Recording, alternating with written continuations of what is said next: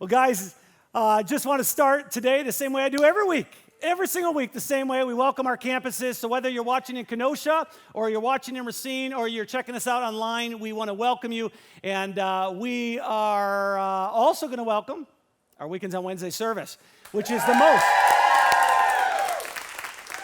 no way of denying it, the most energetic service we have here at Great Lakes Church. So here's the deal, guys. As we get started, I want to make you aware that our Weekends on Wednesday service, which meets at our Kenosha campus, is moving its time. We're going to a summer schedule on the very first Wednesday in June. So Wednesday, June 5th, we are going to be at here at a Kenosha campus. We are going to be doing dinner from 5:30 to 6:30, a light dinner for anybody who wants to join us. And then our service time is going to start at 6:30. Still an hour long, but it'll start at 6:30. And so that's the first Wednesday of June. Now, we've just got a couple weeks left in our series that we've called Jesus Is, Fill in the Blank. And you know this, that everybody has an opinion about Jesus.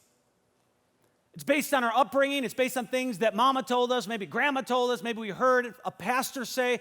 It's based on experiences we've had. It's based on things we've gone through, maybe opinions of friends that they've shared with us. And so everybody has an opinion or a thought about Jesus. And what this series is trying to do our best to really get to the heart of who is Jesus and why does he matter so much. Now, growing up, every single one of us were told all sorts of things. We were given all sorts of information that absolutely affected how we behaved in certain scenarios or in certain settings. All right? So, for example, whenever I had a cut, I was told that I was supposed to disinfect it right away by putting hydrogen peroxide on it. Anybody else told this? Well, guys, according to studies, hydrogen peroxide can actually harm the tissue and delay healing. So the best way to deal with the cut is run it under cool running water and a little bit of soap, and you're good to go. But that was one of the things I was told. Another thing that I was told, and this was mostly by my friends, is that if I cracked my knuckles too much, I would develop arthritis. I was not alone in this. Well, according to knuckle cracking research, it does not cause arthritis, all right? There's actually a doctor in California, Donald Unger, crazy guy. He experimented with this theory, and so for 50 years, he cracked the knuckles on his left hand twice a day. So 36,500 times in 50 years, just on his left hand. His right hand he didn't do anything with, and after 50 years, there was no difference. And he's not alone. There have been multiple studies done, and knuckle cracking does not cause arthritis. So if you want to go ahead and celebrate that by cracking your knuckles, you go ahead and do that, all right? Bother and annoy your neighbors, but it's not going to give you arthritis. Something else I was told was that if I were to eat dinner and then go swimming within 30 minutes, I was going to cramp up and die.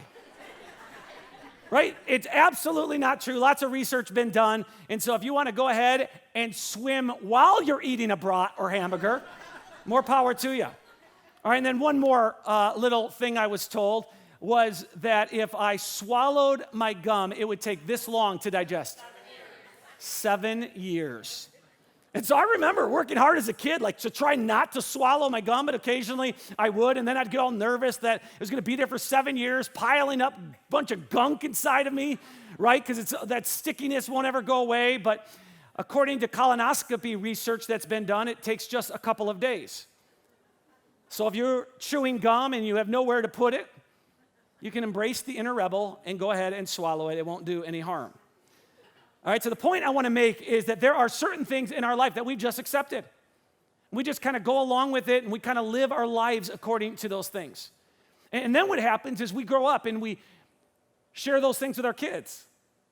And there's enough people affirming and reinforcing what we believe that we just kind of continue to go along with it. And since so many people believe the same things, we just assume those things are true. And so what happens is we go through life pouring hydrogen peroxide on our cuts and avoiding the pleasures of knuckle cracking because we don't want to get arthritis. Now here's the question I want to ask you. What if there were some things in this life, what if there were some things that we accepted and we believed that have much more significant implications? If you ever study the life of Jesus, you'll find that he spent a significant amount of his time teaching. And a large percentage of his teaching was focused on debunking different myths that people had been taught about God or about faith. And so in his teachings, he would say, I know you've heard this, but I want to say this to you. I know that you tend to look at life this way, but I want to get you to look at it a different way. And so Jesus was regularly confronting the false beliefs and the myths that people had about faith and about religion and about God. Now, this probably won't shock any of you, but 2,000 years ago, spiritual leaders were very much like spiritual leaders today, in that they spent a whole lot of time focusing on the external, on how you talked and how you lived and how you acted. And the whole idea was you got to have your act together and you got to keep up appearances and you got to follow rules and you got to keep up with traditions and rituals because that's the right thing to do. And so 2,000 years ago, people would show up to different places of worship and they knew they weren't safe places to talk about struggles or to deal with hurts or to confront failures.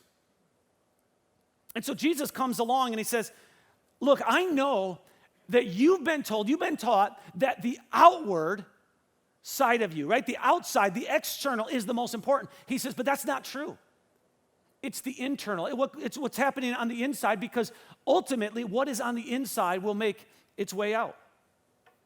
And it's so fascinating because here we are 2,000 years later and not much has changed. From very early on, we've been taught to care about our outward appearance, the external. And this isn't even a religious thing, right? This is just a thing. This is a life thing.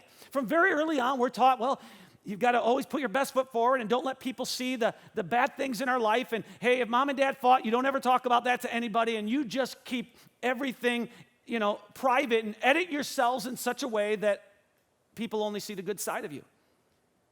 But Jesus made it clear, God is not interested in a bunch of polished, perfected, got their act together people. What he really wants is brokenness. Now, brokenness is not a word that we use a whole lot in our culture, right? It's not something we aspire to. If you're looking for a job, you're not going to put on your job application, I'm broken. Right? Brokenness is not something that works very well in the boardroom. We know that. Broken is a term we use for something that needs to be thrown away.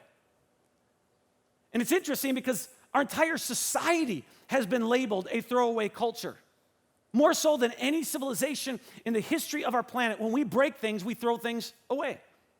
We don't value repairing them. We don't value holding on to them or making them new. We typically, our first response often is just throw things away. But Jesus gives us a different lens to look at broken things with. Because when Jesus looks at broken things, he sees value and he sees potential and he sees worth. Usually when something's broken, its value declines. Right? Often its value is completely gone. And that makes sense. We break dishes, we break glass, we break bottles and mirrors, and we genuinely just scrap it. We throw them away. Even if there's a crack in the furniture or there's a tear in the cloth, it greatly reduces value. And then there's things that we throw away or don't care about just because they've gotten old. Nothing wrong with them. So I have a designer Italian suit. I think the actual way of pronouncing it is Canali, okay? This is truly a $1,500 suit. It was given to me as a gift many, many years ago. And then I grew out of it 18 years ago. And it has remained in my closet. And I was cleaning out my closet not long ago, and I came across this suit, knowing its value, knowing its worth, and I'm just being honest with you. I didn't want to have to deal with bringing it to Goodwill or Salvation Army or trying to figure out who to give it to and who fits into this size, right? So I threw it away. Literally threw it in the trash. And then like a little bit later in the day, I went back and I dug it out. I thought, that will be a good illustration someday. I need this. But literally, I could easily resell it for $100, $150, maybe even $200. But we live in a throwaway culture. Same thing is true with this 4th generation iPod of mine. Battery ran out years ago, right? For 10 years, it sat in a desk drawer of mine. And so I was doing some cleaning recently and thought, I just got to throw this thing away. No, all it needs is really is a new battery. But I'm like, I don't use it anymore because we live in a throwaway culture. And in many ways, if we're honest, the same is true with people. When people stop contributing, when people stop adding value to society, when they actually start hurting us in some way and they become a problem, when their brokenness is very obvious to everybody, we just kind of have this throwaway attitude. Let's just lock them up. Let's just do away with them. Let's just put them in the electric chair. But this isn't really the way that things work with God. God puts a premium on broken things, especially broken people. And when God sees broken, he sees value and he sees worth and he sees potential. A few weeks ago, I was giving a talk and I alluded to a story that I want to unpack a little bit more for you today. It's a story that was written down in the first century by a guy named Luke, and you can read it in Luke chapter 7. We're not going to actually read it today. I'm just going to tell you the story. And just kind of as a setup, I want you to imagine for a moment, I want you to imagine a small town in the Middle East. It's a culture where women can't vote, where they don't own any land, they're not allowed to, where women aren't allowed to even testify in court. They're considered property of either their father or their husband. It's a very religious and highly conservative culture because that is the background for this story. The story starts out with Jesus being invited to the house of a guy by the name of Simon.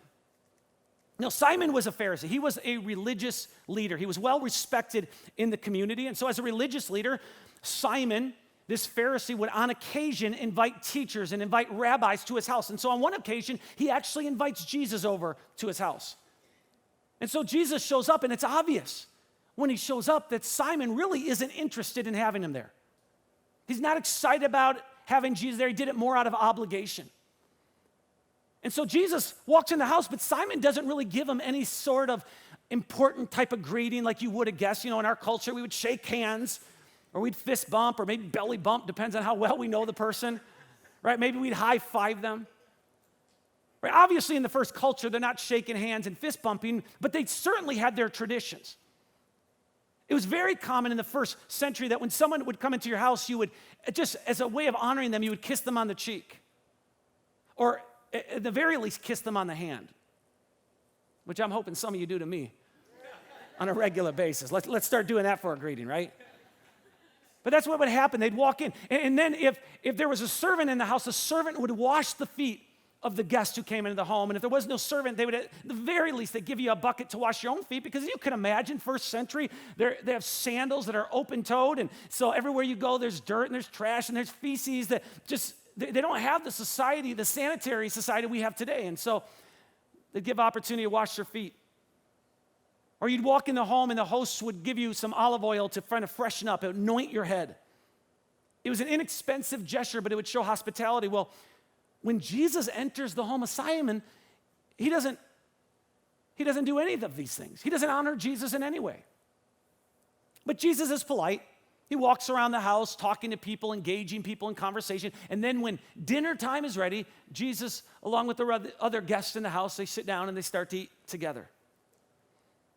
And not long after the meal has started and they're engaging in theological talk, a woman who is not invited to the party, she's not invited to this dinner, she shows up unannounced. And we don't know a whole lot about her, but we do know from what Luke writes that she was an incredibly immoral person. A lot like many of you. But we know that. We know she was an immoral person. She could have been a stripper. She could have been a porn star. Most scholars believe that she was a prostitute. And so let's just go with that. She walks into Simon's house. And it's obvious that she walks into Simon's house that she's there for a reason. She walks over to Jesus. Apparently, she's heard him teach something recently that made her know that as broken as she was, she could be made whole, and that God could still do something with the broken pieces of her life. And so in her brokenness, she shows up to this dinner party. She's nervous. She's shaking a little bit. She's ashamed. She's not making eye contact with anybody. I mean, she was very aware this was not a safe place for her to be. She was not welcome here. And so the entire dinner party is quiet. It just gets very awkward. People are looking at her as someone who's completely broken, beyond repair. someone who's worth throwing away. But for some reason, she felt comfortable enough with Jesus to know that he wasn't going to look at her that way. And so she walks into this house and she's carrying this jar, this alabaster jar filled with expensive perfume. Now, this is actually a picture of an alabaster jar from the first century. This is what she was carrying. Scholars say that the perfume that she was carrying would have been roughly a year's wages. And so if there's any remote truth to that, this is a very expensive bottle of perfume that she's carrying. Most likely she would have used it in her profession. One drop at a time. Many times with many men to entice them, right? Or maybe to cover up the scent of a guy that she had just been with. And then this woman does something completely impulsive, something that in the first century would have been unacceptable and inappropriate. Jesus is reclining at the table. She walks up to him. And she's standing at his feet. Everybody's quiet. She feels the stares of everybody in the room. There are a couple people probably not even looking at her because they're so repulsed by her. But she knows what's happening, and she knows how she's being perceived. And yet, she's drawn to Jesus. In some way, he lets her know that she is welcome and accepted. Maybe it's just a smile that he gives her. And because she feels his acceptance, she starts to cry. Right? It's just a little tear at first, and then we read she breaks down and is weeping uncontrollably. And she falls to the ground and she begins to kiss the feet of Jesus. And as she's kissing his feet, she notices how dirty his feet are. They haven't been washed. So she doesn't have a towel. She certainly can't ask for a towel. She's already out of place in this environment. And so as her tears are falling to the feet of Jesus and they're starting to provide a little bit of water for her, she lets her hair down. Now, in this culture, in the first century, this was very inappropriate to do. This was not something anyone would do in public. This was something to be shared between a wife and her husband, her letting down her hair. It was seen as something erotic. But for her, it wasn't erotic. For her, this was just passion. She was caught up in the moment. And she lets her hair down and she begins to wash the feet of Jesus with her tears and to dry them with her hair. And then in this impulsive moment, she takes out this bottle of perfume and instead of just dabbing maybe a little bit of oil, she pours out the entire bottle of perfume onto his feet. Reckless, impulsive behavior.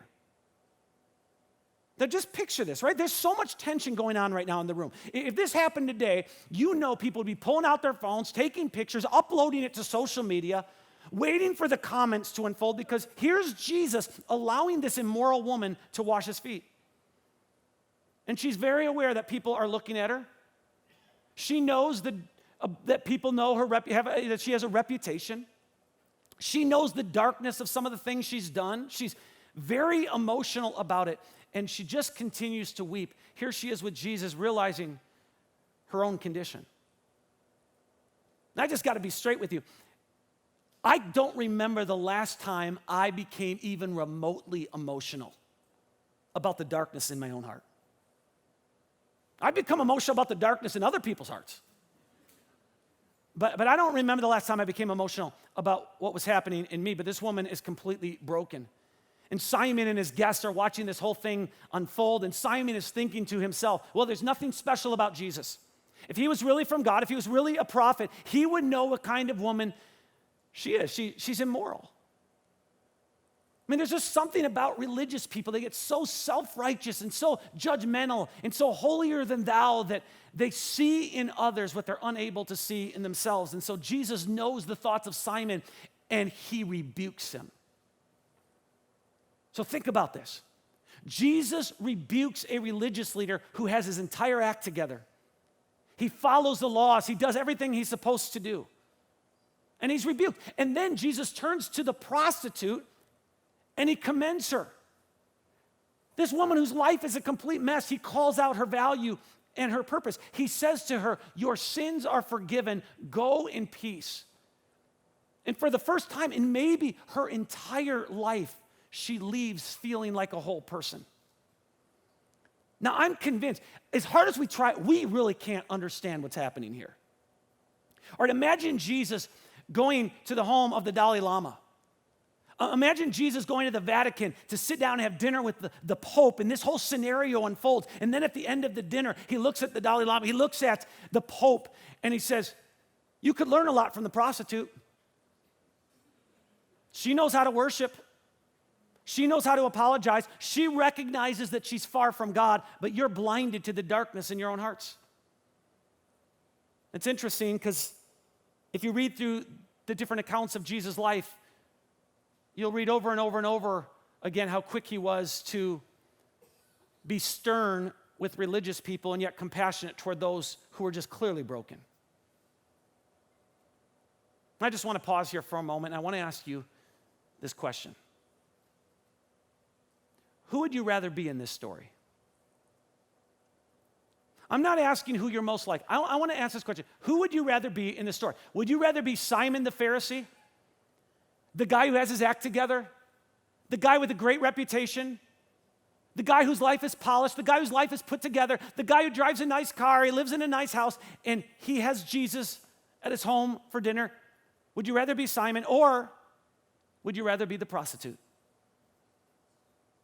This woman whose life is a broken mess, and she experiences the love and the grace of Jesus in a very deep and meaningful way. Now, to be fair with you, I know this is a trick question, okay? Because if you have been following Jesus for any length of time, you're going to answer the same way I do. And that is, well, I kind of want to be both, right? Because I do. I want to have a good reputation. I don't want you to know the dark things in my life. And I open up a lot, but I don't open up fully. You don't know everything in here, right? It's like I want you to see the good side of Dave Nelson, but I also want to experience the grace and the mercy of Jesus in a very deep and meaningful way. But that's not the way it works. If we want to be made whole, we must recognize that we are broken. If we want to know the love and grace and mercy of Jesus in a very deep and meaningful way, we got to walk through the door called broken. And let me just give you good news. And maybe you already know this. Maybe you're already aware of this. But just in case you're not aware of this, let me tell you this. Everybody is broken. We're all broken. And those of you who think, well, I'm not really that broken, you're the most broken. I mean, that's what happens here in the story, right? Simon the Pharisee is sitting there thinking, this woman ought to be embarrassed, and Jesus turns and rebukes him. He's broke, but he doesn't even realize it. In fact, here's how broke Simon is. He has spent his entire life studying the Jewish scriptures. By the time he was 12 years old, he had already memorized the first 5 books of the Bible.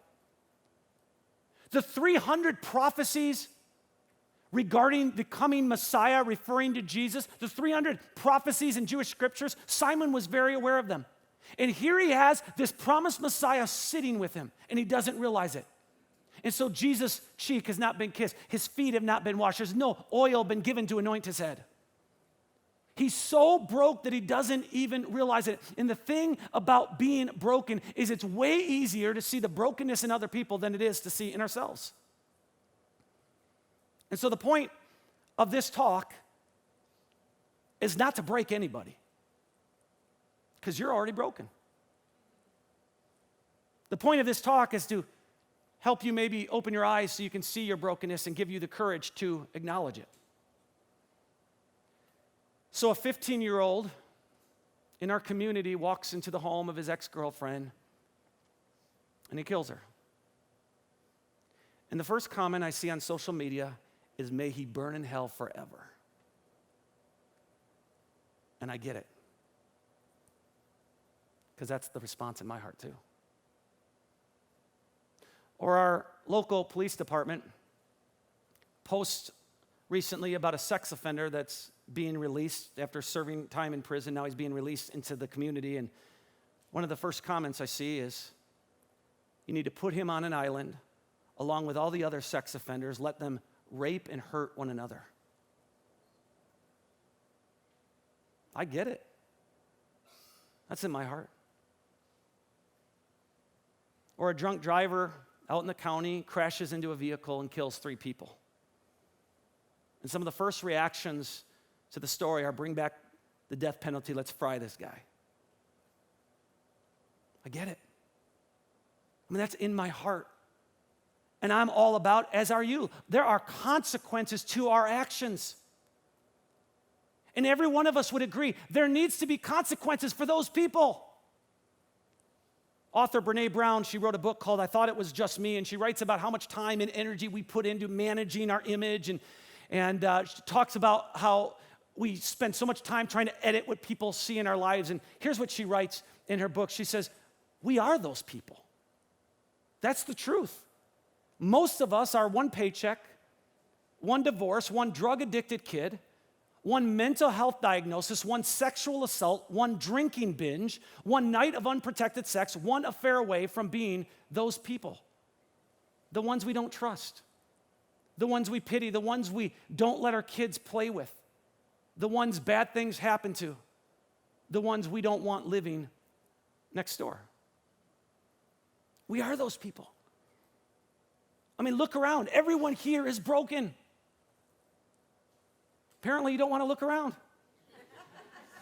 Right? We've all got mental health issues. There are people here with parenting struggles. There are people here with marriage problems. There are people struggling with insecurity and out of control anger issues and jealousy. There's not a single person at any of our campuses, any of our locations, anybody watching online, there's not a single person who has it put together. I don't care how impressive they look on the outside. I'm telling you, we are all broken. We are those people. We are the people who ignore the hurts of others as long as our needs are taken care of. We are the people who yell at each other in the car on the way to an event and get out and put on a smile and pretend like everything's okay.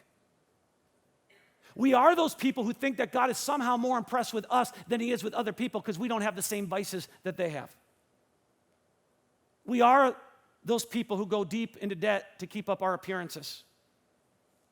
We're the people who look down at others because they're different from us in some way. We're the people who work 50 plus hours a week to prove our worth. We're the people who take the easy way out by logging on to porn sites. We're the people who punch holes in our walls.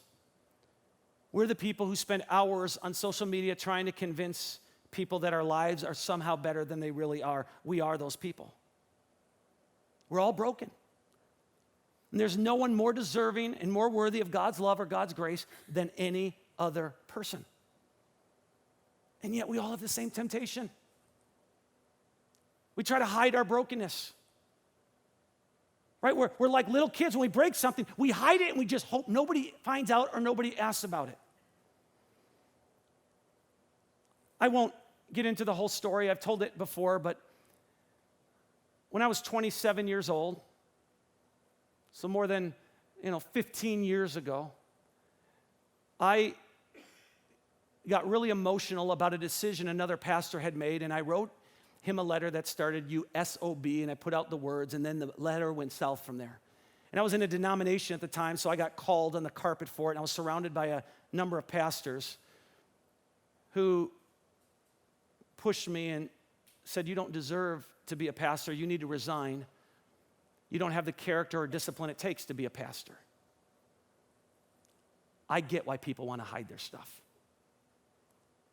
2 years ago, my marriage was at the lowest point it probably had ever been. I'm not going to get into all the stress, and I don't have all the excuses in the world that could say what was playing into that, but I was just at a super low point. And so my wife and I, we opened up to just a couple people that we trusted, and a couple of those people said, Dave, you need to resign. You need to step away. You shouldn't be a pastor. And they left the church, and the relationship's broken. I get why people hide things. In that same season, as there were so many transitions, I opened up to some really close friends of Randy and myself and just told them how scared I was with all these things happening. We're moving, the campuses, and our marriage is going through a tough time. And friends looked at me, and these are people I love, and they just said, Dave, we see a train wreck happening. Like this church is going to implode any day. Close friends, and they left. They just said, we can't. I get why people want to hide their stuff. I get why people don't want to talk about what's happening inside of them, and that's what we do. When we hide it, and as a result, we're the most medicated, most in debt, most addicted people in human history. That's what happens when you try to hide your brokenness. It doesn't work. And what we need to recognize and understand is and embrace is our broken condition. And what we need to understand and recognize and embrace is that we will never be whole if we cannot walk through the door marked brokenness. That's the bad news. The good news is Jesus came to make things whole. Jesus is the healer. Jesus brings hope to those without hope. Jesus restores things that have been completely torn apart. Jesus heals things that are broken. And so the Jewish prophet Jeremiah writes this. He says, "The Lord said, 'Go down to the potter's shop and I will speak to you there.' So I did as he told me, and I found the potter working at his wheel. But the jar he was making did not turn out as he had hoped. So he crushed it into a lump of clay again and started over. Then the Lord gave me this message. 'O Israel, can I not do to you as this potter has done to his clay? As the clay is in the potter's hand, so you are in my hands.'" God says, look, I know that your jar hasn't turned out the way you wanted it to. I know the jar of your life, right? I know that it hasn't turned out the way you envisioned and the way you had hoped and the way you had prayed. Somewhere along the way, it just broke. And it's in pieces, and so you can kind of hide your pieces and you can kind of pretend they're not there, or you can hand the broken pieces to God. And in a very symbolic way, just say, God, I surrender. I don't know what to do with my life, but I trust you. And God says, if you do that, I will show you my ability to heal and restore and mend. Recently, I learned about a ceramic restoration project called kintsugi. It originated in Japan in the 1500s, and kintsugi is a form of art in which broken ceramic pieces are sealed together. And it's interesting because instead of hiding the fractures and the cracks and the places where it's broken, the cracks are actually highlighted, and they're traced over with gold. So let me just show you some examples. This is what they do with the pottery. So you have this valuable ceramic piece that is somehow broken. But instead of throwing it away, they take the ceramic pieces and they put them back together, and instead of trying to hide the fractures, they accentuate them with gold. And then what happens is the value goes up. They're worth more. In fact, there have been collectors who've known to have purposely broke these pieces of ceramic just so they could put them back together again with gold and they'd be more valuable. That's what God does with us. We're broken people and we all have fractures and we try to hide them, and I get that. But God says to us, you know what? It's the very things you're most overwhelmed by, and the very things you're most afraid of, and the very things you want to keep a secret, and the very things you want to be done with, and the very things that you wish were not true, that if you let me, can be an opportunity for something meaningful and something valuable in your life. Many of us who follow Jesus still, we cannot get away from this thinking that if we are going to really represent Jesus and we're going to let the light of God shine in our life, that we have to have everything together, that we have to have very few problems, that we can't have any fractures, right? That we have to overcome every challenge and we got to figure everything out. But it's just not true. The Apostle Paul in the first century, he writes this. He says, "We now have this light shining in our hearts, but we ourselves are like fragile clay jars containing this great treasure. This makes it clear that our great power is from God, not from ourselves." We're just like fragile clay jars, easily broken. But God shines brightest through our brokenness. He doesn't work around our brokenness. No, he works through our brokenness. God's power is on full display in our weakness. And regardless of how broken you are today, I want you to hear this. Failure is not final. Your biggest pain, your biggest regret, your biggest failure, it is not final. It's not going to have the last say. And the reason I say that is because God never wastes a hurt. The stuff you go through, the garbage, the things you wish were not part of your life, God never wastes a hurt. And so I need you to hear this as we wrap up. Your greatest ministry, your greatest opportunity to help someone else will most likely come out of your greatest pain. So who do you want to be in the story of Luke chapter 7? The person who has it all together, the person whose life is tied up in a bow and it's in this nice little package everybody respects? Or do you want to be the person who says, I'm broken, but I've experienced the love and the grace of Jesus in a very deep and meaningful way. He is making me whole. And if you can get to that point where you embrace your own weakness, and you can get to that point where you just say, that's the person I want to be, let me tell you, freedom comes with that. Because people who know they are broken don't obsess over the brokenness of others. You know how much freedom I have when I don't have to look at everybody else and everything wrong in their life and probably point out this is what they did and this is what they have to do. When I can embrace my own brokenness, it brings a lot of freedom. Brings a lot of freedom. And then people who know they are broken, they can help others who are broken because they're not threatening to be around. You don't feel intimidated when you walk into someone's life and you feel like they have it all together. No, you know they're broken. Who better to help an alcoholic than someone who's struggled with alcoholism? Who better to help a drug addict than someone who's been there? Who better to help someone experiencing shame in their life than someone who's lived a life battling shame? Who better to help someone who's incredibly insecure than someone who's learned to embrace their insecurities? Who better to help someone in their marriage struggles than someone who's been there? That's why we have marriage mentors at our church. Right? Because marriage mentors aren't people who, you talk to them, none of them will say, oh yeah, we smile at each other, we get up every day and we make out for half an hour and it's just all everything. No. And so I just want you to know, if you look at your life and you feel like it's broken, Jesus is the healer.